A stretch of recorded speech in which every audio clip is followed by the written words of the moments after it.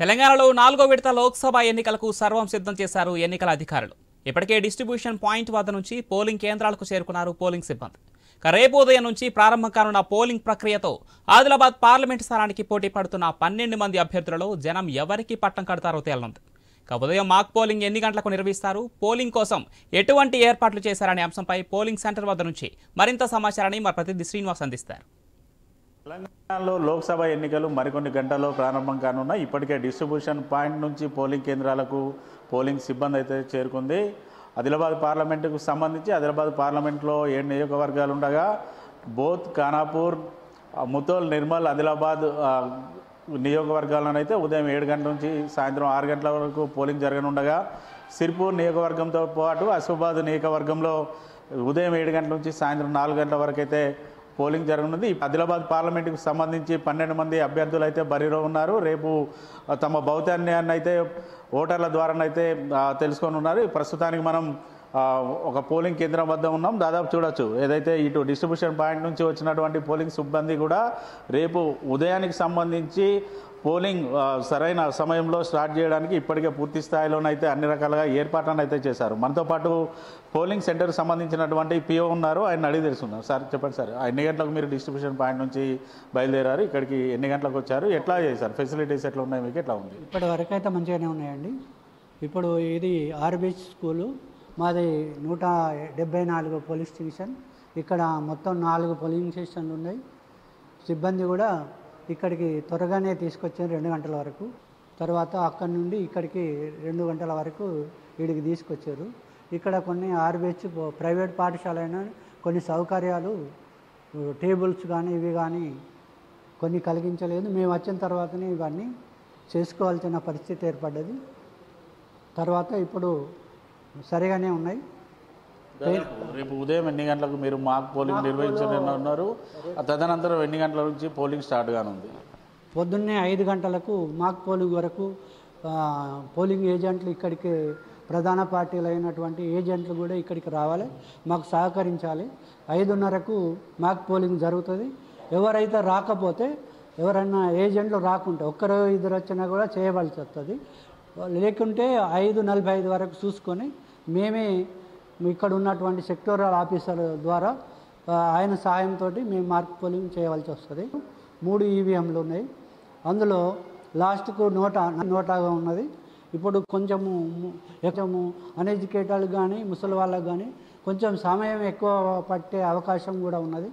కాబట్టి పోలింగ్ ఏజెంట్లు కానీ పార్టీ ప్రతినిధులు కానీ మాకు సహకరించాలని.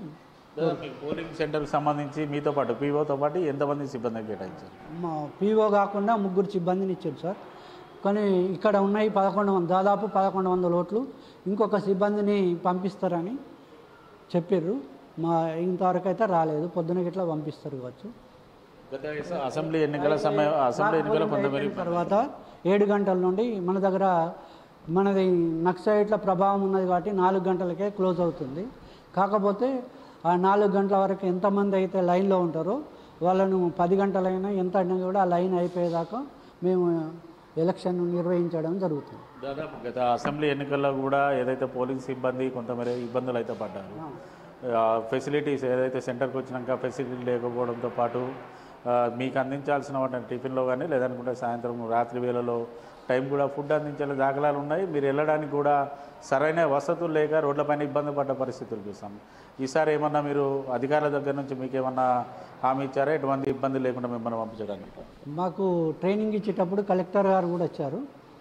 మీకు ఎలాంటి ఇబ్బంది లేకుండా మిమ్మల్ని పంపించే అవకాశం ఉంది. పోయినసారి మాత్రం 12 అయింది సార్. ఇక్కడ కొన్ని సౌకర్యాలు లేవు. సార్ దృష్టికి కూడా మేము కలెక్టర్ గారి దృష్టికి తీసుకెళ్ళిపోయినాం. అలాంటి ఇప్పుడు ఏమి జరగదు. ఇంతకుముందు 11 గంటల వరకు కొంతమంది వచ్చేటలకు ఫుడ్ కానీ వాటర్ కానీ అవన్నీ అయిపోయినాయి. సార్ కూడా దృష్టికి తీసుకొచ్చినాం. సార్ కూడా అలాంటివి జరగకుండా చర్యలు తీసుకుంటామని చెప్పారు. దాదాపు గత ఎన్నికల్లో కూడా కొన్ని పోలింగ్ సెంటర్లలో ఈవీఎంస్ మొరాయించిన సందర్భాలు కూడా చూసాం. అంటే ఇప్పుడు ఒకవేళ ఈవీఎంస్ కనుక మొరాయిస్తే మీకు తక్షణమే రీప్లేస్మెంట్కి ఇట్లా ఏమైనా సౌకర్యాలు చేశారా? అధికారులు మీకు ఏం చెప్పారు? మాకు సెక్టోరల్ ఆఫీసర్ ఉంటాడండి. ఏ ఇబ్బంది ఉన్నా ఆయనకు ఫోన్ చేసినట్టయితే ఇమీడియట్లీ మాకు ఇబ్బందులు కాకుండా చూస్తారండి.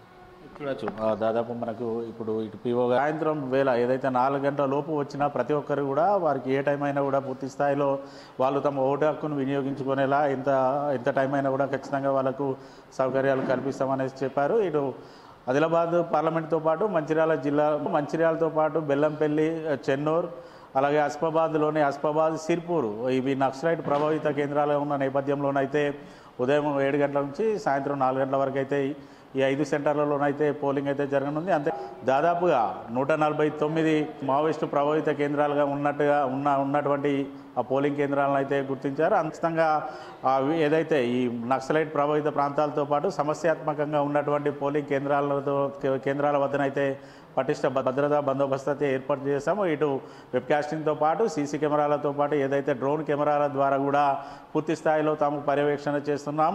ప్రతి ఒక్కరు కూడా ఖచ్చితంగా వచ్చి తమ ఓటు హక్కుని వినియోగించుకోవాలనేసి ఇటు అధికారులు అయితే కోరుతున్న సందర్భాలు అయితే ఉన్నాయి. జర్నలిస్ట్ రమేష్తో శ్రీనివాస్, ఐ న్యూస్, ఆదిలాబాద్ జిల్లా నుండి.